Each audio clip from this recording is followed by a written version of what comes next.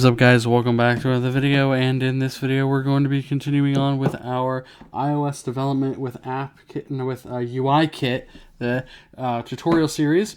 And in this particular tutorial, we are going to be taking a look at how we can set the severity of an alert in UIKit.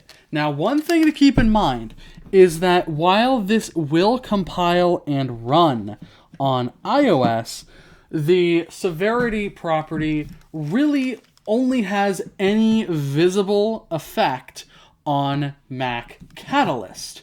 So if you're building a Mac Catalyst app, or you want your iOS and iPadOS app that you already have to support Mac Catalyst, this is one property to pay attention to if your app has critical alerts that you want to display to the user. All right, so let's go ahead and get started. Now, with a UI alert controller, our severity property can have one of two values: default or critical. Critical, when used on Mac Catalyst, displays an alert with a red, with a yellow triangle that has an exclamation mark in the center. This indicates a critical alert.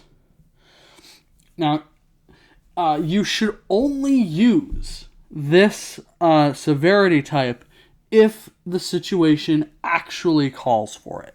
So, to give you an example, let's say you're building an app that, if there are, say, tornado warnings or hurricane warnings or some other kind of severe weather event that you need to warn your users of, then that is a very good place to use the critical severity for your alert.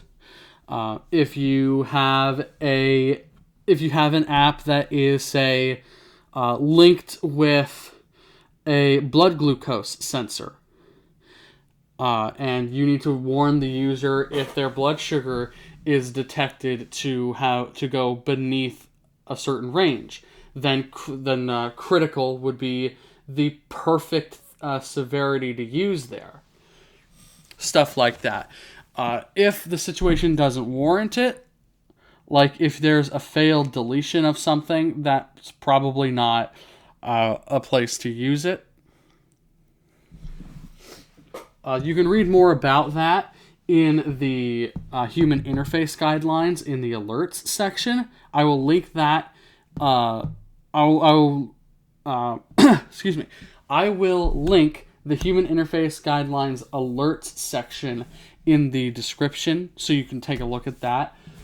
I will also leave the documentation for UI alert controller severity,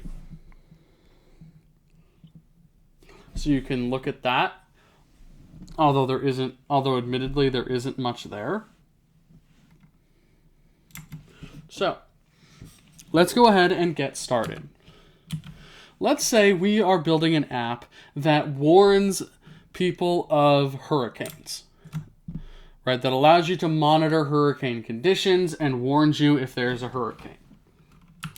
Well, we need to be able to warn the user of a hurricane warning, right? So they can be prepared. Well, what we can do, granted, keep in mind, this is just a sample app where we press a button and we summon the alert, but the concept still remains the same. We create an alert, let alert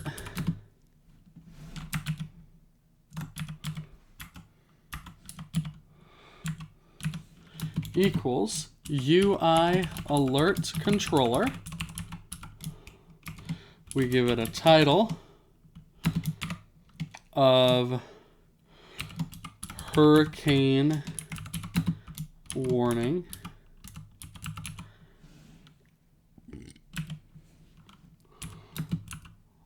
Message: a hurricane is incoming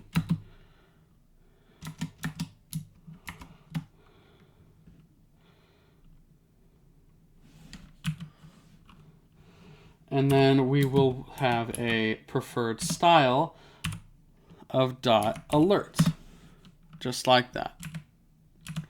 All right. So there's our alert controller object. Next, we need to create an action. I'm going to call this cancel action. So we'll say let's call it dismiss action to be a little bit more precise. Dismiss action equals UI alert action with a title of dismiss, a style of cancel, and then a handler where we ignore the parameter that our closure gives us. And then in here we simply say alert.dismiss, and we pass it true for the animated parameter, like that. Next we'll say alert.add action, and we'll give it dismiss action. Then we need to add the severity property. So we'll say alert.severity equals dot, and we can see critical and default. We want critical. And then finally, we will present alert, and we will animate its presentation, just like that. Perfect. Now let's make sure that our run destination is set to Mac Catalyst.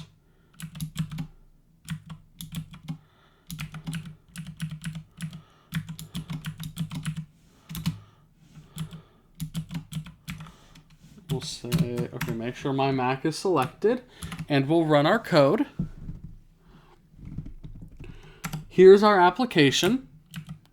When we hit our button to open our alert, we can see an alert here where you can see there the triangle that is yellow and has an exclamation point in there. So that is what a critical alert looks like. We can see our title and our message, as well as our dismiss button.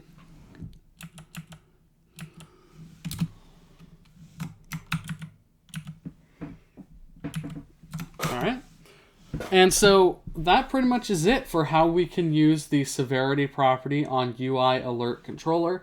Thank you all so very much for watching, and we will see you in the next video.